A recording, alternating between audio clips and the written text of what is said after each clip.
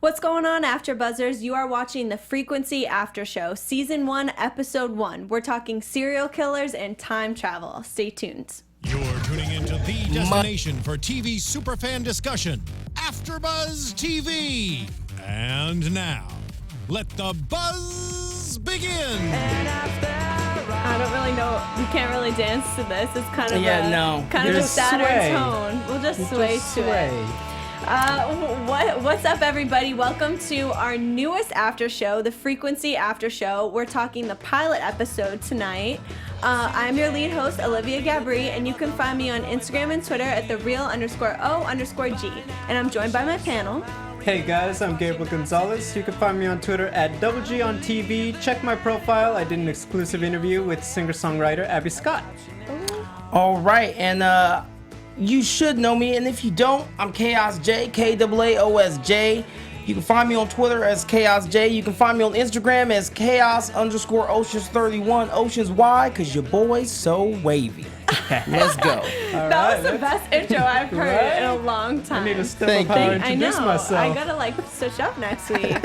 Okay, so this show is probably the craziest show that I've seen in a long time. I love things that have so many twists and turns and have different, storylines that contribute to, the flow of the show. And this was exactly that. What was your initial thoughts?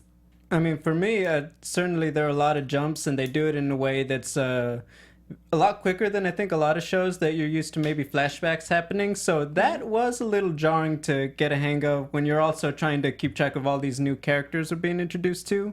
But overall, the premise and the storyline, I thought it was very interesting, and certainly that ending, I mean, okay, I'm in. Yeah. I'm ready for it. What are you thinking? Okay, so I went into this knowing that there was, for those of you that may or may not know, there was a movie back in 2000 that was released, and this is what this show was based off of. So I kind of went in with a few preconceived notions. I had to get rid of those because they switched up a few things, a lot of key points that we'll talk about later. But just right off the bat, I like the fact that this show is one of those shows where you can't just get up while the show's on and go get you a drink. You can't go get a snack. Like, if you miss a minute of this show, you're going to be like, wait, I don't understand what's going on. They're in what year now? So much stuff happens where you have to pay attention, and it's I feel like lately there hasn't been shows that's done that where where it commands your attention the entire time. And this one commands your attention the entire time because they're constantly doing a lot of different things, which obviously we're going to get into. I don't want to spoil it yet, but yeah, I definitely like the fact that it's keeping you on your toes. Definitely. You cannot sleep on this, or you'll have to start it over again.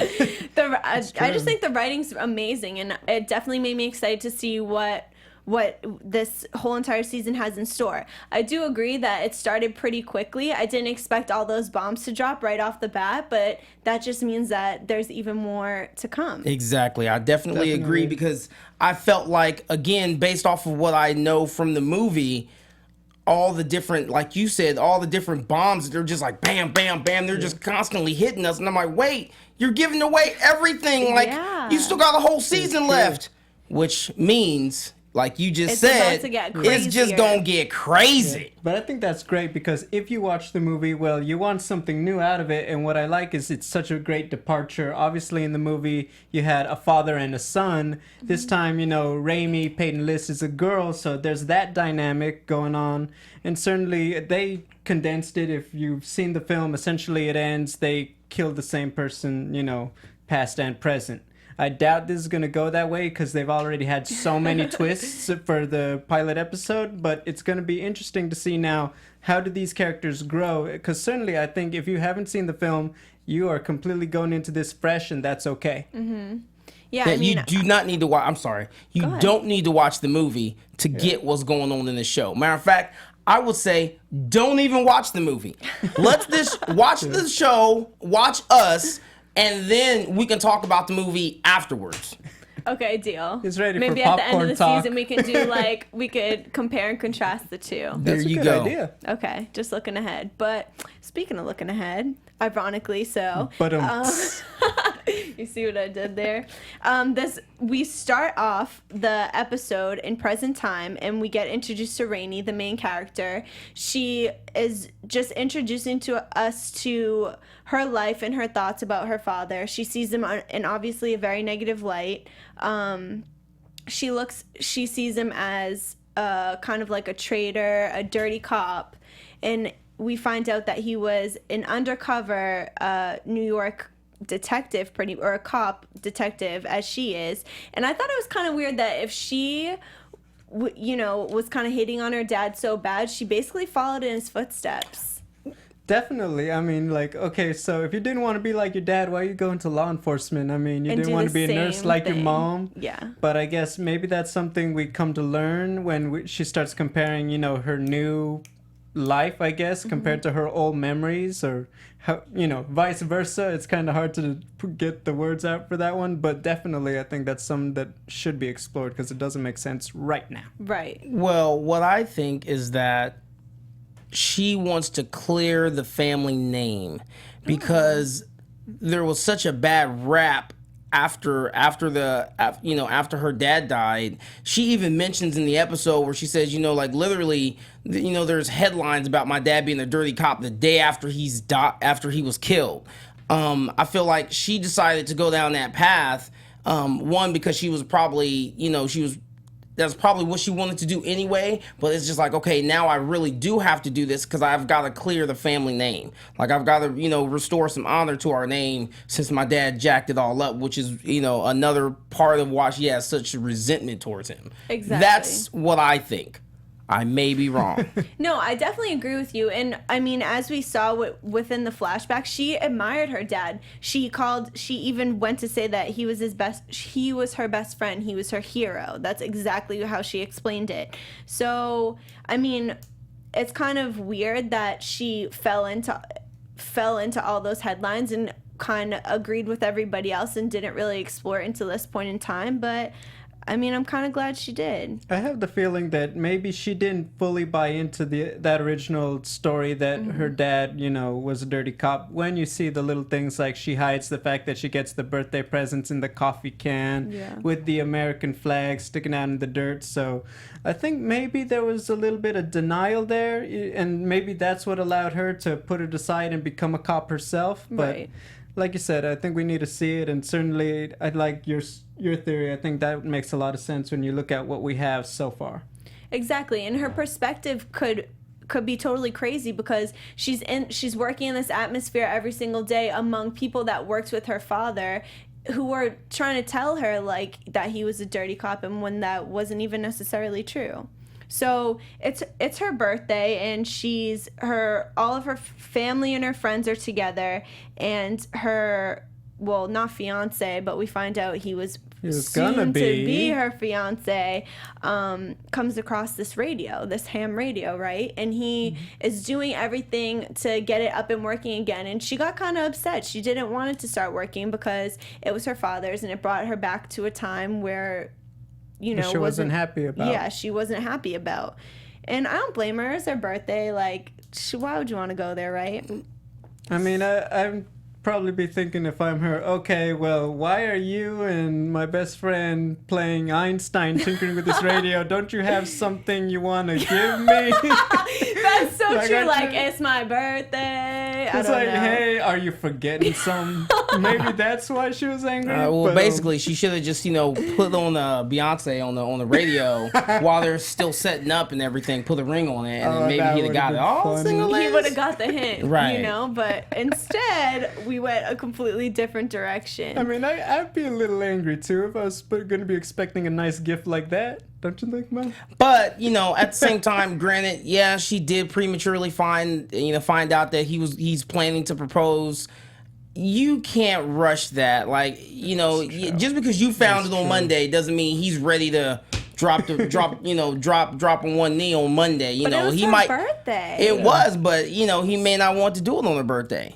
he may want to do it on Friday. Maybe her birthday was on a Tuesday. Maybe he's like Friday. Maybe he has some plans for Friday. Well, and she didn't even meet his parents yet, which I thought was kind of weird. Like, you're already getting married and you don't. But maybe his parents live out of state. Fam? Yeah. But maybe the fam's out of state though.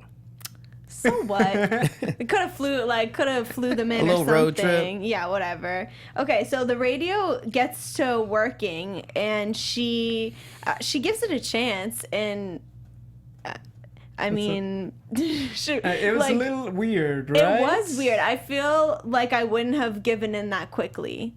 But of course, as we said, for the sake of the show, everything's moving so fast. I couldn't even believe that all that happened before the first commercial break. You know what I mean? Yeah. And so they start talking baseball. What were you gonna say? I was just gonna say, because up to that point, essentially, we have like, I'm going to call it a little bit of inception, because we know that she's already gone back present day. Mm-hmm. She's talking to Daniel about, I just talked to my dad on the radio.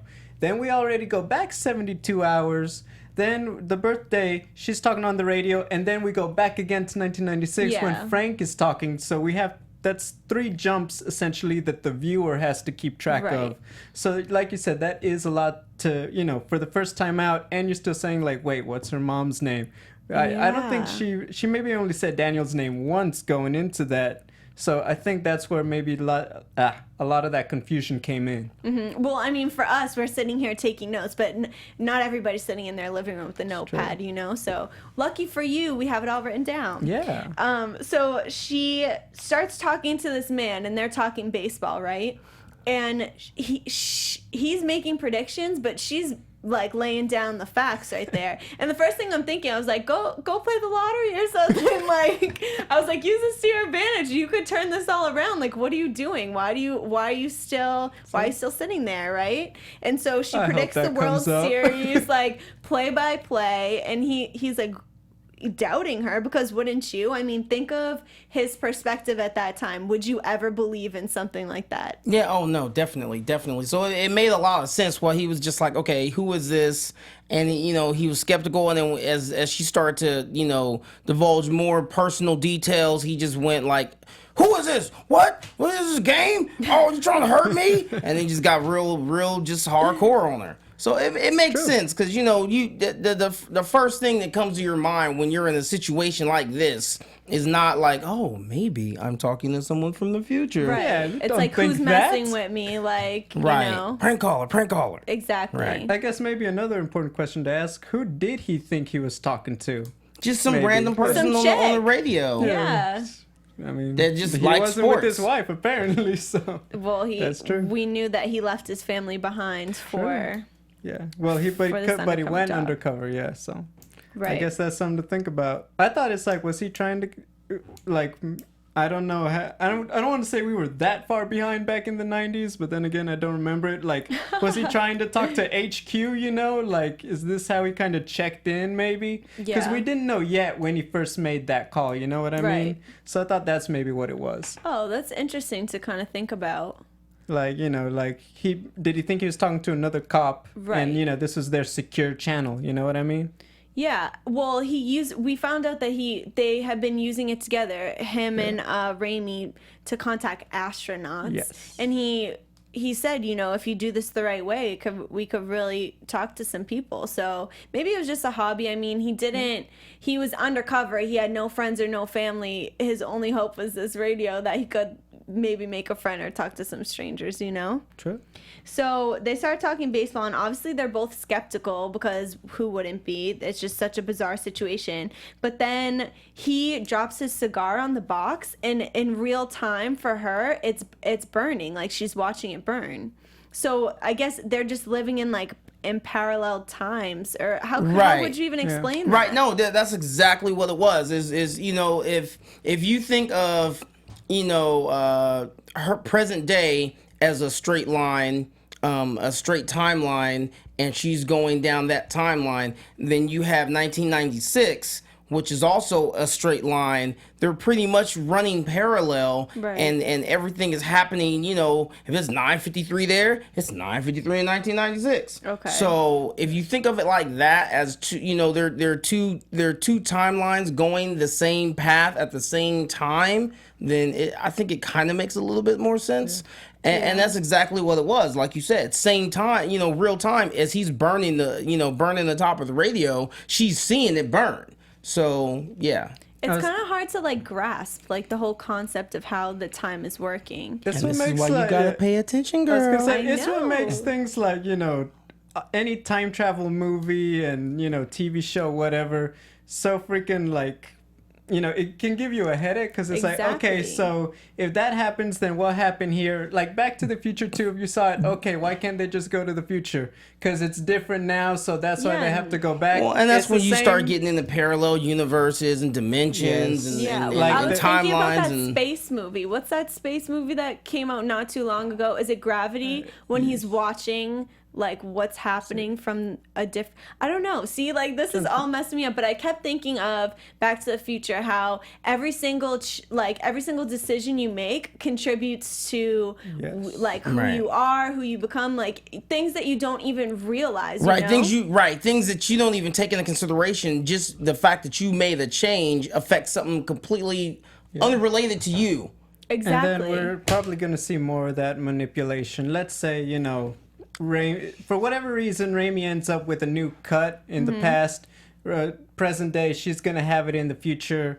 Maybe that's another way to communicate. You don't know. But I think now that we see that happen with the box, that option is also on the table. And that's what I kept thinking, because just because I have the Back to the Future knowledge in me, once they became comfortable with each other and they kind of understood what exactly it was that they were dealing with, she was so quick to give up the details. And in my head I was thinking, wait, you can't just give it all up like that. I said out loud, I was like, she's gonna try to stop him from getting killed. And then I was thinking like all the things that would change just from her communicating that to him. Right. But then that's one of those things too that I think in the heat of the moment, you have the ability to do something to reverse something in the past. If it was your friend or a loved one, would you do it? Like that was a question I wrote down. Like, would you do it without even really taking into consideration all the things that are going to happen? Would you be okay? Like, oh, my friend just got shot yesterday, and then now I have the ability to, you know, change the outcome of what happened the day before. Would you do it, or would you say no? I can't. Because I don't know what I might change. Exactly. There might be dinosaurs again. Okay, like, Doc Brown. So I mean, I don't know. That's a tough decision, and I thought the same thing too. I was just thinking like, okay, like no, don't tell him, because we already know. We know better because we've already seen all these movies. But we got to remember, they've never dealt with anything like this, and they've never seen anything like this before or experienced that. So they're just like, no, don't go in that room. Exactly. It's true. But I was TV thinking logic. of that too. Like, put yourself in her shoes. First of all, for all of this to be happening to you at once, you're not thinking with a clear head. You're talking to your father in the past through a radio who is supposed to be dead. Like, of course you're going to be so overwhelmed, and why wouldn't you want your father back? Like, she obviously adored him, she obviously loved him, and she had the chance to, you know, create a life with him for herself, and I would have done the same thing. I think, you know, it's very important that, you know, with a show like this, you have to kind of suspend your disbelief for the sake of enjoying it. Exactly. You know, that's why. So Definitely. If we're really going to get that into it, no, I wouldn't go anywhere near a time machine. I would end up gone. See, I'm a risk taker. You give me the ability to travel back in time, I'm taking it. What if you end up gone?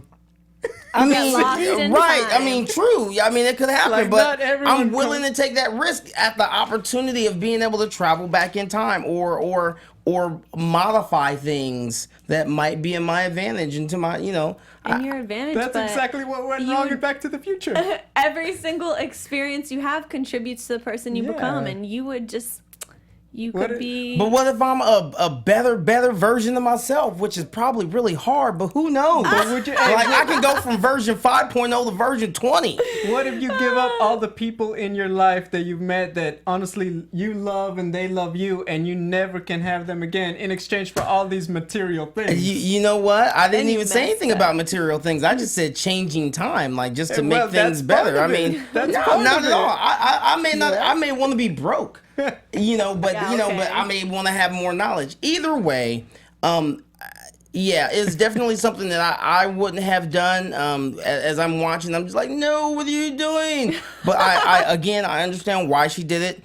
And then we get to see after she tells him, like, hey, don't go here, watch out for this, we get to see how everything is going to everything unfolds, and it definitely changes up a lot of stuff that we thought we knew with dirty cops and who's really dirty versus who wasn't, and whatnot. So yeah, well, first of all, she drops all this knowledge on him, and I was not happy with his reaction. He basically said, like, I'm just gonna leave it as it is. There's no way I could just show up to your doorstep and change your whole entire life. You're in a good place right now, and I could affect that by just rolling up on you. But did your heart kind of break a little when he was like, oh, we're gonna be cops together, like we're gonna be side by side, and she's just like, you're dead?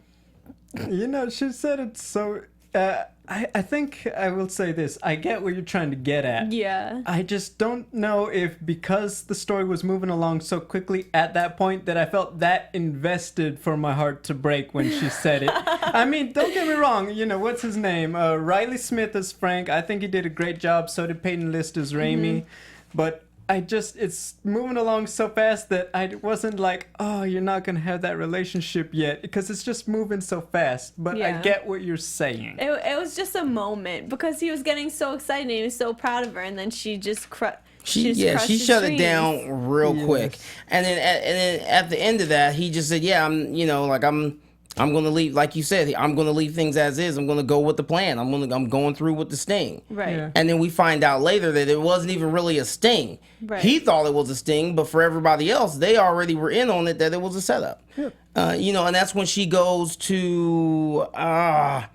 Yeah, that's when Satch. she goes to Satch, yes. And she starts asking questions, and she wants names, like she's snapping necks and cashing checks, and she wants to get some information on what's going on. So I will say this. I think that's something that we haven't seen yet from Raimi, but I think they're kind of hinting at is that she's a really no-nonsense kind of girl. She's certainly not happy just being told, this is your deal, you be happy with it. No, I don't think she's that kind of character. I mean, for the terms of the story, I'm going to just say it again, we were introduced to a lot, so maybe we didn't get as much of it, but I think we're going to see more of what we saw with those interactions that, like, she's going to lay down the law, I believe it. Pun intended. She's a boss. She's like a young woman. She's a detective in New York City. I think she's got it going on, and I don't know, she seems to have her ducks in a row. I think she definitely is a no-nonsense type of character. I'm going to say it now, I already can't wait to see her shoot somebody. Oh my God. I think it's going to be just bad. I just want to see her get down to the bottom of this, because as she was asking him, I just kept thinking, like, okay, it started to click. Like, you know what? This is an inside job. And this is why she's not able to get all the information that she wants. It's not all available. There's things missing from the investigation because this was an inside job. So there's a lot of cover up. And again, once she, then she goes and she talks to one of the guys that was part of that, that sting operation. Right. And we find out that, yeah, he's covering up some stuff and that he had a whole dirty past. Exactly. And and he got to leave the force and nobody ever brought it up and it never came to light. And he had some serious charges, like, rape. Rape, sex with a minor. Like, he had some serious stuff going on. And we get to see her run back to the ham. That's what I call it. It was a ham radio. She runs back to the ham. She's trying to tell her dad, look, don't do this, don't do that. But he's already at the sting, which we find out is a setup. And then she's sitting there. You start seeing lights flickering, and you're like, wait, what's happening? and then everything starts to dim. And then, he gets shot, and then he's laying there, and you're like, whoa. And she's like, okay, like, I'm too late. I think my dad's dead. Well, no, and then that's when everything changes. Wait, but so yeah, because there were changes. Because I thought, okay, we find out he hid a gun ahead of time there, and he finds out, okay, that guy who was chasing me is the guy who's gets killed with me, and then there's that shift. I think it kind of clicked for him when he was in the car and they were driving to the sting, because he was like, oh, we're supposed to, what was the Lil J or something? We're supposed to be meeting him here, and he's like going through everything that she was telling him, and it's all aligning, and he's kind of like, damn, like, this is really how I'm about to go out, like, it's about to happen like this. And is the ham, like, the frequency of it, it was dimming when he was dying. Like, is it supposed to be lining up?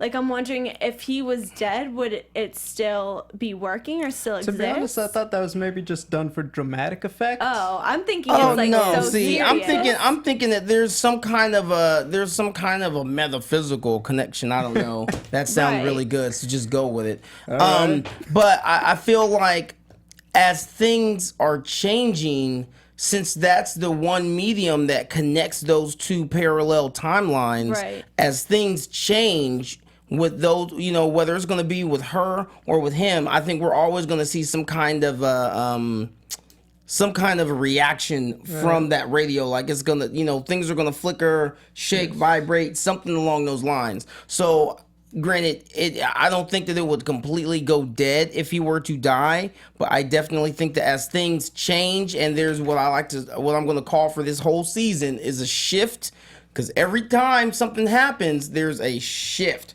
Everything changes. I feel like we're going to see some kind of a ripple effect, or something, and we're going to see some kind of, you know, I don't even know what the word is, but we're going to see changes in the box. Yeah, there's going to be things that happen in that box. Yeah. Right. And I want to go back to a point really quickly, because I know it'll be important to our future conversation about it. But when she's meeting the cop, his name's Satch, we get introduced to also Moreno, who's the person that is running the sting, and he seems to be like the holder of all the information about this entire sting. And it seemed to me, tell me if you guys agree with me in this, that the cop that we found out that, you know, had charges against him, rape and sex with a minor, whatever, his loyalty was Moreno because he had like blackmail on him. So he was forced to go along with this idea that Raimi's dad was a dirty cop and everything was his fault because his butt was on the line, and Moreno made sure he knew that. You know what I mean? Right. They breezed over a lot, but yeah, I think definitely that's the crux of it. Exactly why, like, what maybe hold did Moreno have over him? Because it didn't seem like in the past 1996 he was necessarily like good with it, like, hey, let's do it. But certainly there's some points that have to be filled in, but that's the, you know. Well, yeah, and one of them is we want to find out why does Moreno want Frank killed in the first place? Like, what is Frank doing that's kind of blocking whatever Moreno's master plan is? Not only that, but I mean, there's even a scene where after he puts I guess you could call it the hit, or he confirms that the setup is operating, it's a green light, it's a go. You know, you even see that other guy who I don't know what his name is.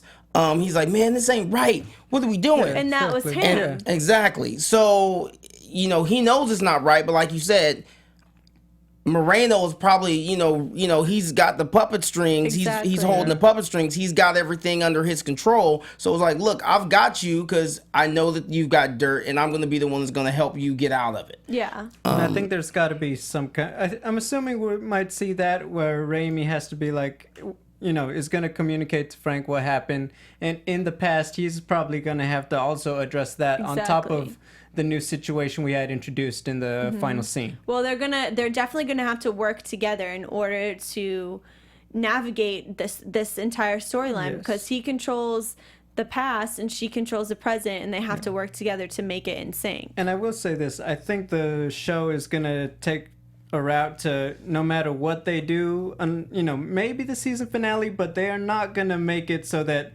Raimi's gonna be able to do one thing or give him one tip, and suddenly they're both in the future. We gotta make this last. They're gonna have to stay separate. I wouldn't be surprised at the season finale. Maybe they mess with it a bit. Yeah. But I think for most of season one, that's not gonna happen. Yeah, I totally agree. Go ahead. No, go for it. Okay, so I was gonna say I'm pretty sure that we're going to see how they're going to literally sit and just play around with and tweak all the different ways that they're going to make things shift when they make changes.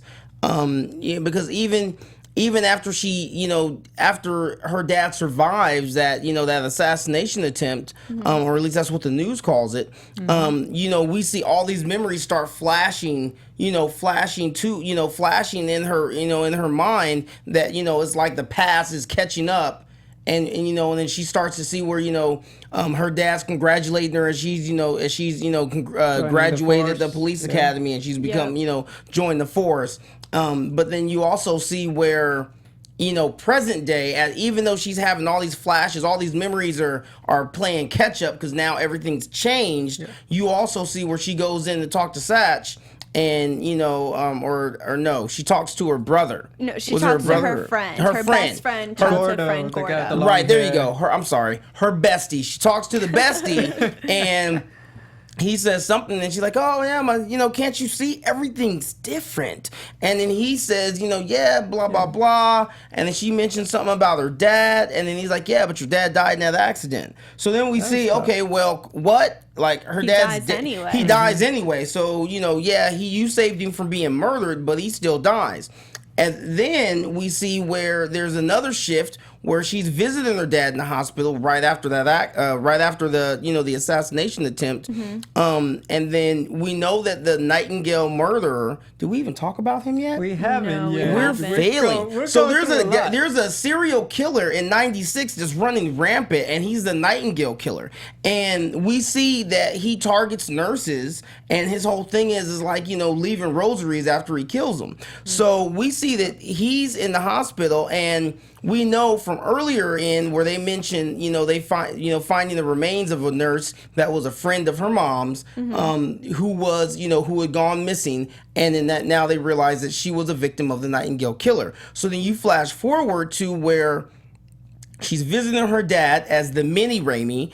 She's visiting her dad. They're getting ready to leave, and then her mom offers to take some boxes of medicine or something up to another level as they're getting ready to leave, but then clearly that's the shift, though. That's the change, right? That's part of the shift because the nurse goes in there and then she disappears, and now we see towards the end that her mom is now the new target. Well, let's break it down like this. So we have to understand all the events that contribute to this exact shift. So because her dad didn't die, he ended up in the hospital. Yes. Because he was in the hospital, Raimi and her mother came to visit him. Yes. Because they went to visit him, she came across her coworker and they had a conversation. Yes. Now her coworker in the original past had to take whatever that was and deliver it. Right. And deliver it to Are you guys another paying floor. attention out there? Because Olivia's dropping knowledge bombs right now. We're breaking it down. So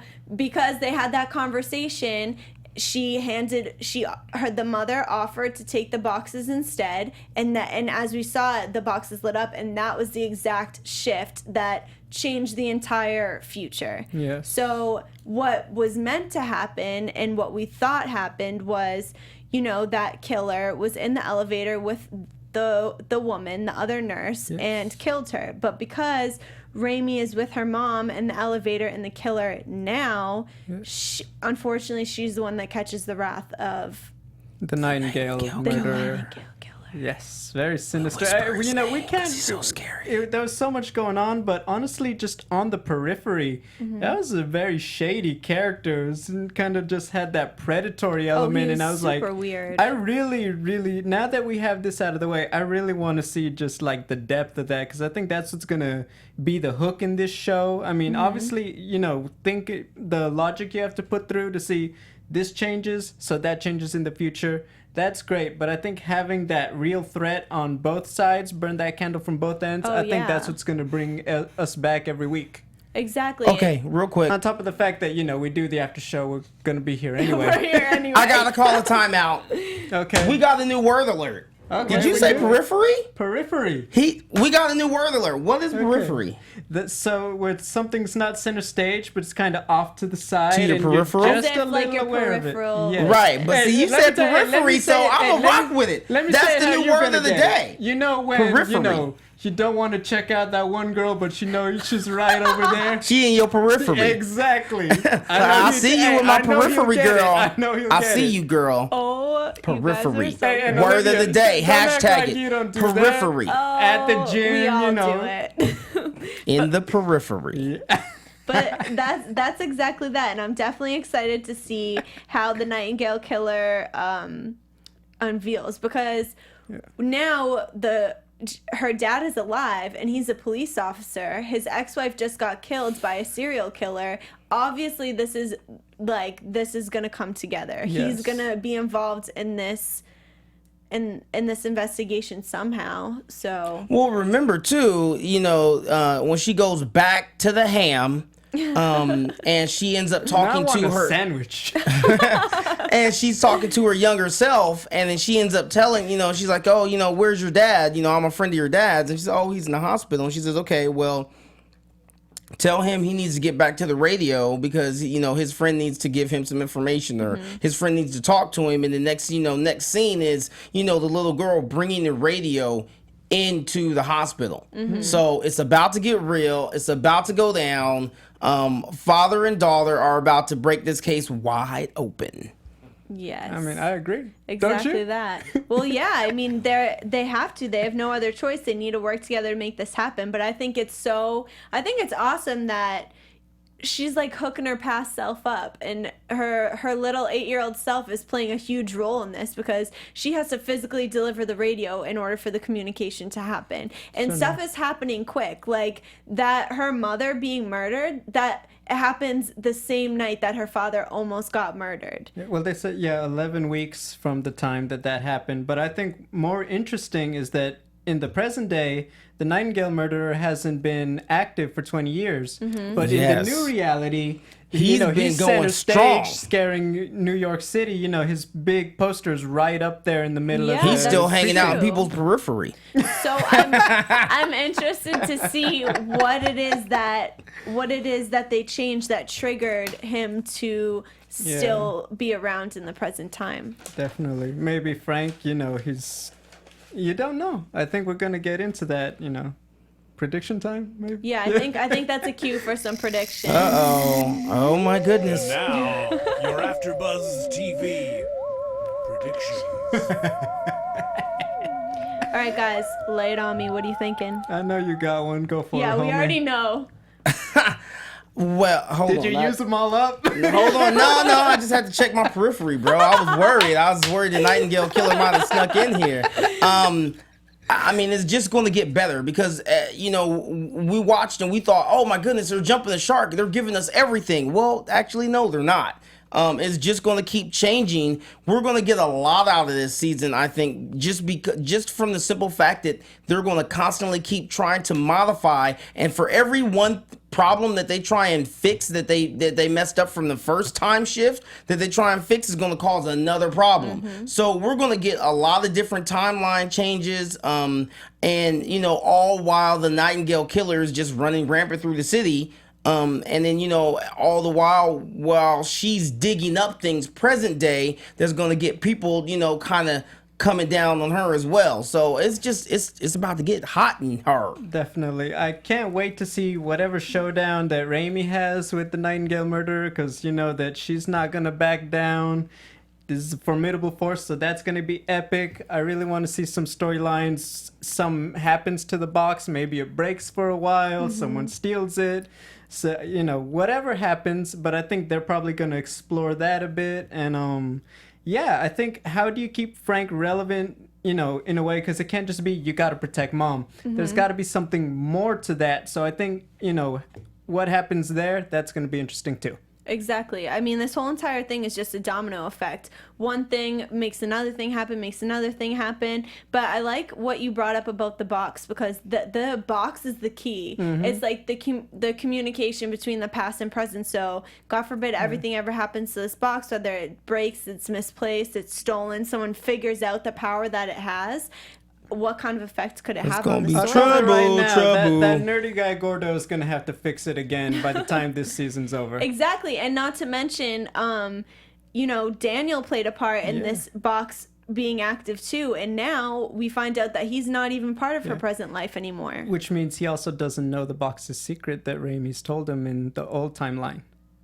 See, this is so confusing to me. We need to like write up a chart or something. We need to like watch an after show that breaks now all this for down. anybody that's watching. If you guys are feeling froggy, by all means, let's get that timeline chart cracking. Yes. Send it to us. Hit us up on Twitter or Instagram. We do like pictures. We do like DMs, and we do like mentions. Exactly. We do. Well, do you guys have any final thoughts, or you want to wrap it up? I mean, I'm good. I think for the first episode, we got introduced to a lot, but I think episode 2, now that we're kind of settled in, I think it's going to be even more fun. So I think that's where we're really going to take off with the pacing and be used to it. Exactly. And stick with us, because you know what? We are just getting settled in, just like the show is getting settled in, and it's just going to get bigger and better and just more funkier, and just check your periphery. You don't know why? Because you never know. We might be behind you, or the Nightingale Killer might be behind you. Hey, and if you're watching at home, take a sip every time he says periphery. Periphery. Because that's the word of the night. Exactly. All right. As he said, we love comments and we love mentions. So if you guys have any ideas about what we brought up or what could be happening in the next episode, please let us know. We'll bring it up on our next after show.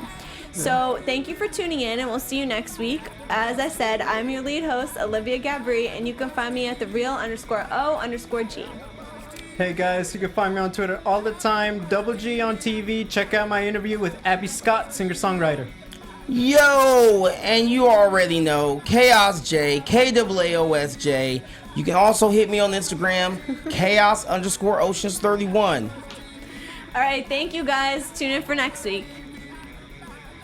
From executive producers Maria Menounos, Kevin Undergaro, Phil Svitek, and the entire AfterBuzz TV staff, we would like to thank you for listening to the AfterBuzz TV network. To watch or listen to other after shows and post comments or questions, be sure to visit AfterBuzzTV.com. I'm Sir Richard Wentworth, and this has been a presentation of AfterBuzz TV. Buzz you later.